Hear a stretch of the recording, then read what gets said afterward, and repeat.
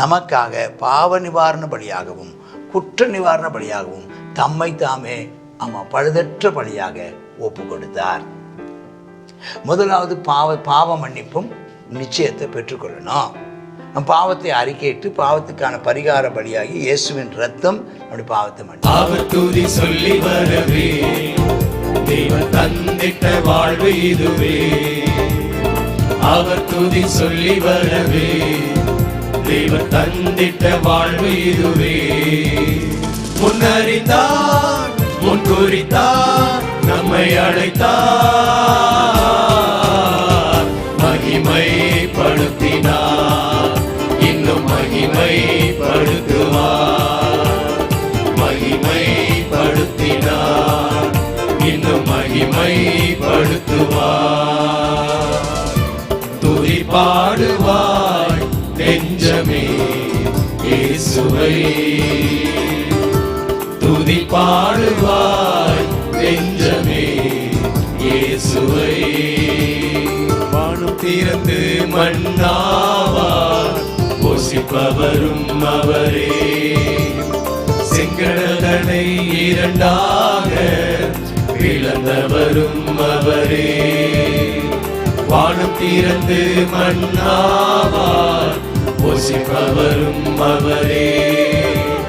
செங்கடலை இரண்டாக பிளந்தவரும் அவரே.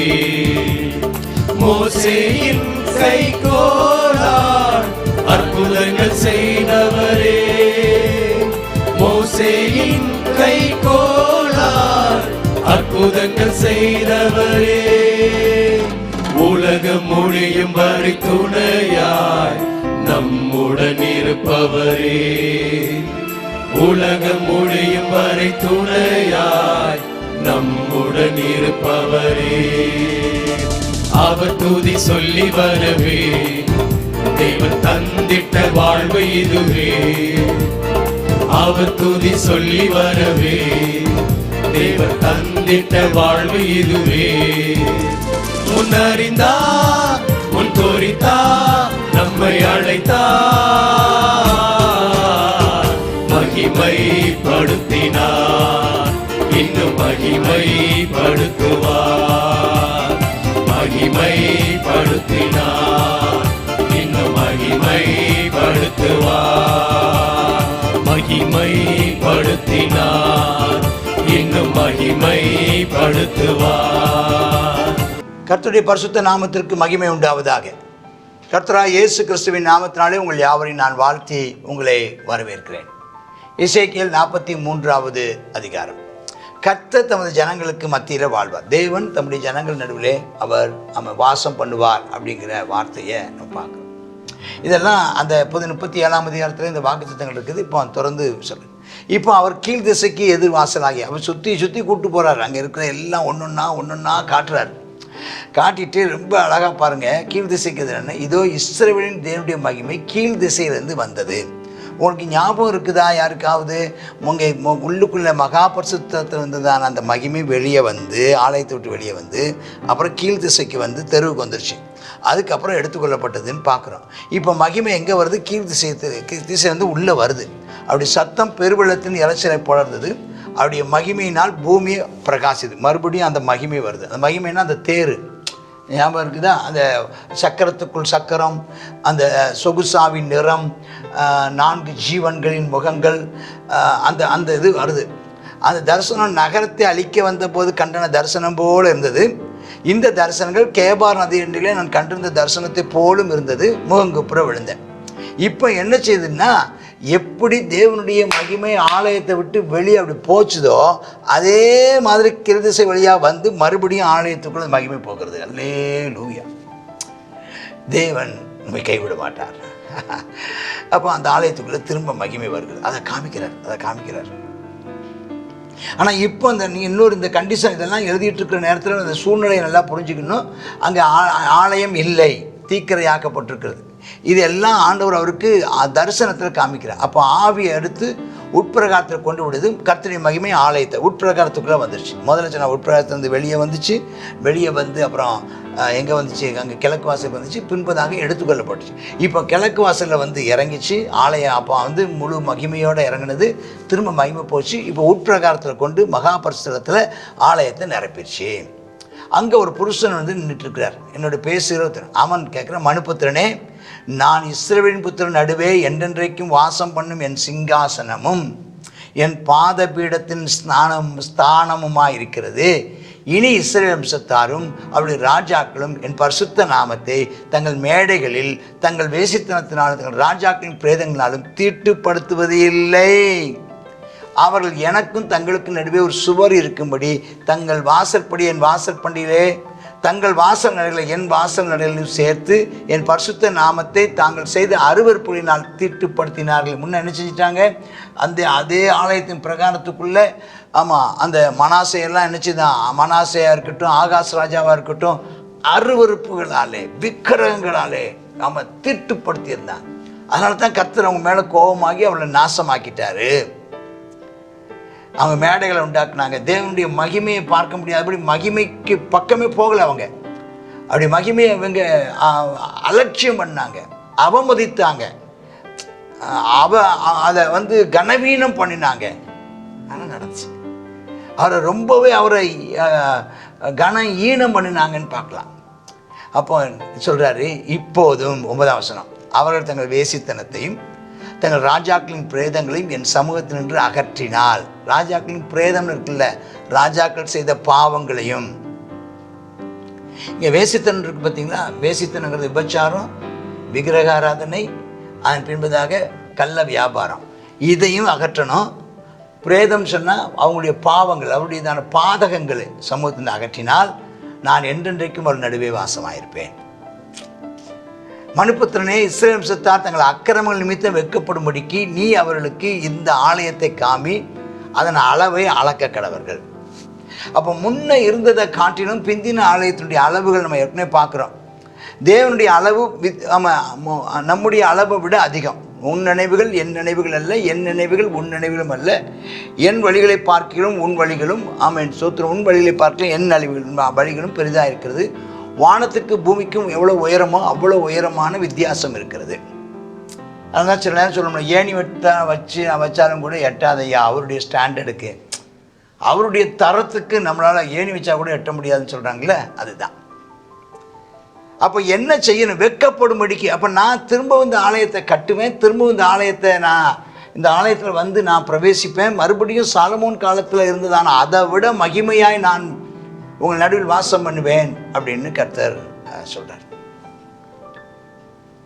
11ஆம் வசனம், அவள் செய்த எல்லாவற்றிலிருந்து வெட்கப்பட்டாள்னு என்ன? வெட்கப்படணும். நான் இவ்வளோ நல்ல தேவனே, என்னுடைய அன்பை நான் நிராகரிச்சிட்டேனே, இவ்வளோ பெரிய தேவனுடைய அன்பை நான் நிராகரித்து விட்டேனே, இவ்வளோ பெரிய தேவனுடையதான அன்பை நான் புறக்கணிச்சிட்டேனே, அந்த இவ்வளோ பெரிய நீதியின் தேவன், பரிசுத்த தேவனை நான் என்னுடையதான அருவருப்புகளால் நான் அவரை நான் வேதனைப்படுத்தி விட்டேன், துக்கப்படுத்திட்டேன்னு வெட்கப்படணுமா? எதுக்காக வெட்கப்படணும்? என்னை மன்னிச்சிட்டாரே, என்னை மன்னித்து எங்களை மன்னித்து திரும்பவும் எங்கள் நடுவில் வர்றாரே. யாரும் வரமாட்டாங்க, ஆனால் நீ வர்றீங்க. அப்போ இந்த ஆலயத்தின் ரூபம், அதன் அளவு, முன்வாசல் பின்வாசல், எல்லா ஒழுங்கு, எல்லா கட்டளை, எல்லா நியாயம், எல்லா சட்டம் எல்லாம் தெரியப்படுத்து. அவர்கள் அதனுடைய எல்லா ஒழுங்கு, எல்லா முறை அதை கை கொண்டு செய்யும்படி கண்களுக்கு முன்பாக எழுதி வை. அல்லேலூயா. இப்போ புரியுதா ஏன் இந்த அளவுகள்லாம் சொல்கிறாரு? அப்போ எத்தனை வார்த்தை அங்கே, முக்கியமான வார்த்தைகளை மட்டும் கவனிங்க. ஸ்தோத்திரம். எதெல்லாம் காமிக்கணுமா? ஆலயத்தினுடைய ரூபம், அதனுடையதான அது எப்படி இருக்கும், அதனுடைய இமேஜ், அதனுடைய ரூபத்தை காமிங்க. அப்புறம் அதனுடைய அளவுகளை சொல்லுங்கள், அதனுடைய அளவு சொல்லுங்கள். அதுக்கப்புறம் அதனுடைய வாசல்களை சொல்லுங்கள். முன்னால் உள்ள வாசல், பின்னால் உள்ள வாசல், அதனுடைய அகலம், நீளம், வாசல்களை சொல்லுங்கள். ஏன்னா கர்த்தர் அவர் நமக்கு ஏற்படுத்தி வச்சிருக்கிறதான அந்த வழிமுறை, அந்த வாசல், நாம் பிரவேசிக்க வேண்டிய துதியின் வாசலை பார்க்குறோம். துதியின் வாசல், நன்றியோடு கூட அவர் வாசல்களை துதியோடும் அவர் பிரகாரங்களில் ஸ்தோத்திரத்தோடும் பிரவேசியுங்கள் அப்படிங்கிற வார்த்தையை பாருங்கள். இப்படி நம்முடைய பண்டிகைகளின் பலிகளை கொண்டு வாருங்கள், அப்போ பாவ மன்னிப்புக்காக வாங்கன்னு.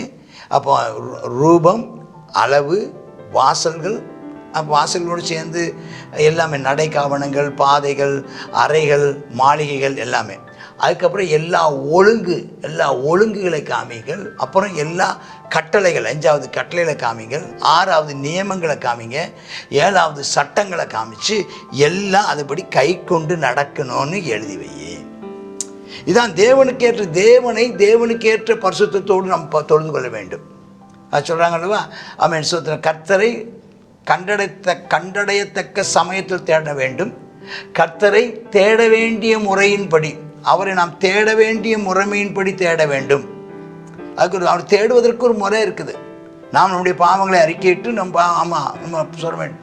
என் நாமம் தரிக்கப்பட்ட என் ஜனங்கள் தங்களை தாழ்த்தி தங்கள் பொல்லாத வழிகளை விட்டு ஆமென் ஸ்தோத்திரம் மனம் திரும்பி நாம் நிச்சயம் ஜெபித்தால், வேண்டிக் கொண்டால் நான் அவருடைய தேசத்துக்கு சேமத்தை அருளுவேன்னு சொல்கிறேன். சரி, இப்போ 12ஆம் வசனம் ஆலயத்தினுடைய பிரமாணம் சொல்கிறேன். மலை உச்சியின் சுற்றிலும் அதன் எல்லை எங்கும் மிகவும் பரிசுத்தமாக இருக்கும். இதுவே ஆலயத்தினுடைய பிரமாணமே என்னென்னா பரிசுத்தம். இந்த பரிசுத்தத்துக்கு தான் ஒழுங்கு, கட்டளை, நியமம், சட்டம் அப்படிங்கிற வார்த்தைகள் எல்லாம் நம்ம விதிமுறைகள் இந்த விஷயங்களை பார்க்கணும். அடுத்தது பலிபீடத்தை பற்றி சொல்கிறார். முழங்களின்படி அளக்கும் பலிபீடத்தின் அளவுகளாவன. ஒரு கை முழமும் 4 விளக்கடையும் கொண்டது. ஒரு முழம், அது யாருக்கு வர்றாரு அந்த சொல்கிறார். அதன்படி சுற்றாதாரம் 1 முழ உயரம், 1 முழ அகரம், அதனுடைய அளவெல்லாம் சொல்கிறார். இது பலிபீடத்தினுடைய அளவுகளை சொல்கிறார். அந்த பலிபீடத்தின் சிகரம் 4 முழ உயரமாக, சிகரத்துக்கு மேலே 4 கொம்பு, அப்புறம் சிகரத்தின் 12 முழ நீளம், 12 முழ அகலமாக, 4 பக்கம் சதுரமாக இருக்குதான். நீளம் 14 முழம், அகலம் 14 முழம், சுற்றி இருக்கிற விளிம்பு 1/2 முழம். இந்த விளிம்பெல்லாம் இருக்குன்னா அந்த விறகும் பலியும் கீழே விழாமல் இருக்கிறதுக்காக ஒரு சின்ன சுற்றிலும் என்ன இருக்குது, அதுக்கான விளிம்பு ஒன்று இருக்குது. 18ஆம் வசனம் மனுபுத்திரனே ஆண்டு உரைக்கிறது என்றால், பலிபீடத்தை உண்டு பண்ணினாலே அதன் மேல் தகன பலியிடுவதற்கும் அதன் மேல் ரத்தம் தெளிக்கிறதுக்குமான கட்டளை ஆவன. அதில் ஒரு கட்டளை சொல். அப்போ பலி என்னன்னா, நாம் மனம் திரும்புதலும் பாவ மன்னிப்பும். அப்போ பாவ மன்னிப்புக்காக நாம் என்ன செய்யணும்? அப்போ வெட்கப்பட்டால், துக்கப்பட்டால், இவைகளை என் முகத்தை விட்டு அகற்றினால் அன்று மன்னிப்பேங்கிறார். எனக்கு ஆராதனை செய்கிறதுக்கு என்னிடத்தில் செய்கிற சாதோக்கின் வம்சத்தாரான லேவி கோத்தராகிய ஆசாரியர்களுக்கு நீ பாவ நிவாரண பலியாக ஒரு இளங்காலை கொடுப்பாயாக. அவங்களுக்காக இளங்காலை. இதெல்லாம் என்னாகமத்தில் சொல்லப்பட்ட, லேவிராமத்தில் சொல்லப்பட்ட அந்த அமைப்புகளோடு தான் இது சொல்லப்பட்டிருக்கு. அவங்க தப்பு பண்ணால் இளங்காலை அதில் எடுத்து அதை கொம்புகளை செய்து பாவ நிவர்த்தி செய்யணுமா. அப்புறம் பாவ நிவர்த்தியின் காலையை பரிசுத்த ஸ்தலத்துக்கு புறம்பாக குறிக்கப்பட்ட இடத்துல சுட்டரிக்கணுமா. 2ஆம் நாளில் ஒரு வெள்ளாட்டுக்கடா பாவ நிவாரணங்க பலியிடணுமா. இளங்காலினாலே பலிபீடத்தை சுத்தம் செய்து போல பாவ நிவாரணம் செய்யணுமா. பாவ நிவாரணம் செய்த பின்பு பழுதற்ற ஒரு இளங்காலையும் பழுதற்ற ஆட்டுக்கடாயும் மந்தையிலிருந்து எடுத்து பலியிடணுமா. கர்த்தருடைய சந்நிதியிலே பலியிடுவாயாக. ஆசாரியர்கள் அவைகள் மேல் உப்பு தூவி அவை கர்த்தருக்கு தகன பலியாக இடக்கடவர். அப்போ இங்கே பாவ நிவாரண பலி செலுத்தணும், குற்ற நிவாரண பலி செலுத்தணும். ஆமாம், சோத்திரம். 7 நாள் வரைக்கும் தினம் பாவ நிவாரணத்துக்காக வெள்ளாட்டுக்கடா படைக்கணுமா. பழுதற்ற இளங்காலை மந்திலிருந்து எடுத்து ஆட்டுக்கடாவையும் படைப்பார்களாக. 7 நாள் வரைக்கும் பலிபீடத்தை நிவர்த்தி செய்து சுத்திகரித்து பிரதிஷ்டை பண்ணுமா. 7 நாள் முடிந்த பின்பு 8ஆம் நாள் முதல் ஆசாரியர்கள் பலிபீடத்தின் மேல் உங்கள் தகன பலியையும் உங்கள் ஸ்தோத்திர பலிகளையும் படைப்பார்களாக. அப்பொழுது உங்களை அங்கீகரிப்பேன். அப்போ முதல்ல செய்ய வேண்டியது பாவ நிவாரண பலி. அப்போ இயேசு கிறிஸ்து நமக்காக பாவ நிவாரண பலியாகவும் குற்ற நிவாரண பலியாகவும் தம்மை தாமே பழுதற்ற பலியாக ஒப்பு கொடுத்தார். முதலாவது பாவ மன்னிப்பும் நிச்சயத்தை பெற்றுக்கொள்ளணும். நம் பாவத்தை அறிக்கையிட்டு பாவத்துக்கான பரிகார பலியாகி இயேசுவின் ரத்தம் நம்முடைய பாவத்தை மன்னிக்கும். அதுக்கு அப்புறம்தான் தகன பலி நம்ம அர்ப்பணிக்கிறதும் ஸ்தோத்திரம் ஆராதனையும். அப்பொழுது நான் உங்களை அங்கீகரிப்பேன். அப்போ அங்கீகரிக்கிறதுக்கும் ஒரு எதிர்பார்க்க எவ்வளோ பெரிய விஷயம் செய்யப்படணும்னு பார்த்தீங்களா. அது எங்கேருந்து வருதுன்னா நீங்கள் அதை பார்த்துக்கணும். அதில் இன்னும் நேரத்துக்கு தக்க நான் அதை சொல்லுகிறேன். கோத்திரத்தாய ஆசாரியர்கள், அது எனக்கு 19 வசனம். அவங்க என்ன கோத்திரராகிய ஆசாரியர்களுக்கு நீ அவர்களுக்காக பாவ நிவாரண பலியாக ஒரு விளங்காலை அவர்கள் பாவ நிவர்த்தி செய்யப்பட வேண்டும். அதற்கப்புறம் பலிபீடம் சுத்திகரிக்கப்பட வேண்டும். அதுக்கப்புறம் அதுவும் 1 நாள் 2 நாள் அல்ல, அது 7 நாள் செய்யப்பட வேண்டும். அதில் உப்பு தூவி, உப்புன்னு சொன்னால் அது உற்சாகமாய், அது ஏதோ மனப்பூர்வமாய், தாராளமாய், முழு மனதோடு அதை அவங்க தகனபலியாக செலுத்தணுமா. அப்புறம் என்ன செய்யப்பட்டிருக்குது, 7 நாள் செய்யணுமா. அதற்கு பிற்பாடு 8வது நாள்லேருந்து தகனபலியும் ஸ்தோத்திர பலியும் செலுத்தணுமா. கர்த்தர் நம்மளை அங்கீகரிப்பார். அல்லேலூயா. ஆகையினால எப்போ ஆராதனைக்கு வந்தாலும் ஸ்தோத்திரம் நாம் முதலாவது பாவ நிவாரண பலி. இங்கே நம்ம புதிய ஏற்பாட்டில் பாவ நிவாரண பலி செலுத்துவதில்லை. ஆனால் புதிய ஏற்பாட்டில் நம்ம எப்போ வந்தாலும் தேவனுடைய நாமத்துக்கு ஒரு ஆரம்ப ஜெபம்னு ஒன்று சொல்கிறோம் பார்த்தீங்களா. அந்த ஆரம்ப ஜெபத்தை நம்ம என்ன சொல்லி ஜெபிக்கணும்னா, ஆண்டவரே, இன்றைக்கு உம்முடைய சமூகத்தில் எங்களை வர பண்ணினதற்காக நன்றி. உம்முடைய இரத்தத்துக்காக எங்களை பரிசுத்தம் பண்ணுகிற உம்முடைய பரிசுத்தமான இரத்தத்துக்காக நன்றி. இந்த நாள் நிகழ்வுகளையும் இந்த ஆராதனையும் எங்களுக்கு ஆசீர்வதித்து தரும்படி உம்முடைய சமூகத்தில் நாங்கள் வருகிறோம். இதை எங்களை பரிசுத்தமாக்கும். எங்களை நாங்கள் உமக்கு பரிசுத்தமான ஆண்டவரே, உமக்கு பிரியமான ஆராதனை செய்யும்படிக்கு எங்களை சுத்திகரித்தருளும் அப்படின்னு சொல்லி அந்த சுத்திகரிப்பின் ஜெபம் தான் ஆரம்ப ஜெபம். அதற்கு அப்புறம் தான் ஸ்தோத்திர பலியை செலுத்துகிறோம். ஸ்தோத்திர பலினா நன்றி சொல்லி ஆராதித்து தேவனை துதித்து பாடுகிற பாடல். அது பாடல் 3வது பாடல் வந்து தகன பலி. எங்கள் ஆவி ஆத்மா சர்வத்தையும் முழுமையாக கர்த்தருக்கு அர்ப்பணிக்கிறோம். இப்படி அர்ப்பணிக்கும் போது அதே மகிமை இன்றைக்கும் திருச்சபையில் இறங்கி வந்து நிரப்புவதை நம்ம பார்க்கலாம். அல்லேலூயா. கர்த்தர் நம்மை ஆசீர்வதிப்பாராக. ஆமேன், ஆமேன். God bless you.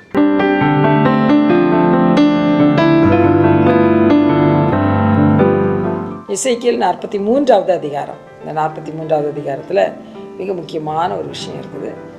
நம்ம இதை கேட்டோம். கர்த்தருடைய மகிமை மறுபடியுமாக தேவனுடைய ஆலயத்துக்குள்ளே நுழைகிறது. இதெல்லாம் தரிசனத்தை காண்கிறதான காரியம். என்ன செய்யணுமா, அவர்கள் அதாவது அங்கே தேவனுடையதான மகிமை உள்ள நிரம்பி இருக்கணும்னா எப்படிப்பட்டவர்களாக இருக்கணும் அப்படின்னு சொல்லி இதில் போட்டிருக்கு. தங்களுடைய வேசித்தனத்தையும் ராஜாக்கள் தங்களுடையதான அருவறுப்புகளையும் விட்டு என்ன செய்யணுமா, அகற்றி தேவனுக்கு பிரியமாய் நடந்து கொண்டால் நான் என்றென்றைக்கு அவர்களோடு கூட இருப்பேன்னு சொல்லி கர்த்தர் சொல்கிறத நம்ம இதில் பார்க்குறோம். அப்போ நம்முடைய அருவறுப்புகள் எதுவும் ராஜா இயேசு கிறிஸ்து நம்மோடு இருப்பதற்கு தடையாக இருக்கக்கூடாது அப்படின்னு சொல்லி பார்க்குறோம். அது மாத்திரம் இல்லை, தேவனுடையதான ஊழியக்காரர்கள் ஒழுக்கங்களையும் ஒழுங்குகளையும் கட்டளைகளையும் நியமங்களையும் சட்டங்களையும் முறைமைகளையும் கை கொள்ளும்படி அவர்களுக்கு என்ன செய்யணுமா, எழுதி வைக்கணுமா. எல்லா ஜனங்களுக்கும் இப்படிப்பட்டதான காரியங்களில் ஃபாலோ பண்ண வேண்டும் என்ன செய்யணுமா, எழுதி வைக்கணுமா. அது மாத்திரம் இல்லை, மனம் திரும்புதலும் இந்த பாவ மன்னிப்பும் தேவை அப்படிங்கிறத நம்ம இதில் பார்க்குறோம். ஒவ்வொரு நாளும் நம்ம பாவறிக்கை செய்ய வேண்டும் அப்படிங்கிறத நம்ம இதில் பார்க்குறோம். அடுத்ததாக ஒவ்வொரு நாளும் தகன பலி செலுத்த வேண்டும். ஸ்தோத்திர பலிகளை என்ன செய்யணுமா, செலுத்த வேண்டும். அப்பொழுது நான் உங்கள் நடுவிலே உங்களை நான் அங்கீகரிப்பேன் அப்படின்னு சொல்லி கர்த்தர் சொல்லுகிறார். அப்போ நாம் என்ன செய்யணும், ஒவ்வொரு நாளும் பாவறிக்கை பண்ணணும், தேவனுக்கு ஸ்தோத்திர பலிகளை செலுத்தணும்.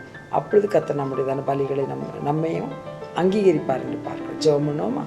கர்த்தாவே, கிருபையும் இரக்கமும் தானே எங்கள் நல்ல பிதாவே, சர்வ வல்லமையுள்ள தேவனே, இந்த வேளைக்காய் உமக்கு நன்றி செலுத்துகிறோம், ஸ்தோத்திரம் செலுத்துகிறோம். அப்பா ஸ்தோத்திரிக்கிறோம். கர்த்தாவே, அப்பா ஸ்தோத்திரம் ஆண்டவரே. நம்ம இந்த நாளிலும் நாங்கள் கர்த்தாவே எங்களுடைய அக்கிரமங்களையும் பாவங்களையும் எங்களை விட்டு அகற்றும் போது நீர் எங்களை கர்த்தாவே அங்கீகரித்துக் கொள்வீர் என்று சொல்லி நாங்கள் பார்க்கிறோம். எங்கள் நடுவிலே வாசம் பண்ணுவீர் என்று சொல்லி பார்க்கிறோம். உங்களுடைய மகிமை எப்பொழுதும் எங்களோடு இருக்குன்னு சொல்லி பார்க்குறோம்ப்பா. நாங்கள் ஒவ்வொரு நாளிலும் எங்களை சுத்திகரித்து கொள்ள அப்பா ஸ்தோத்திரம் ஆண்டவர், உமக்கு ஸ்தோத்திரங்களை ஏறெடுக்கிறவர்களாக ஒவ்வொரு நாளும் ஆமென் பரிசுத்த சிந்தை உள்ளவர்களாய் காணப்படவும் ஆமென் அனுக்கிரகம் செய்வீராக என்று சொல்லி ஜெபிக்கிறோம். கர்த்தாவே, அப்பொழுது நான் உங்களை அங்கீகரிப்பேன் என்று சொல்லுகிறீரே அப்பா. கர்த்தாவே, அப்பா உமக்கு அப்பா உம்முடைய நாமத்துக்கு நாங்கள் அங்கீகரிக்கப்பட்டவர்களாக அப்பா ஸ்தோத்திரம் உமக்கு விருப்பமானவர்களாய் நாங்கள் காணப்பட எங்களுக்கு நீர் கிருபை தர வேண்டும் என்று ஜெபிக்கிறோம். இயேசுவின் நாமத்தில் ஜெபிக்கிறோம் எங்கள் நல்ல பிதாவே. ஆமென், ஆமென்.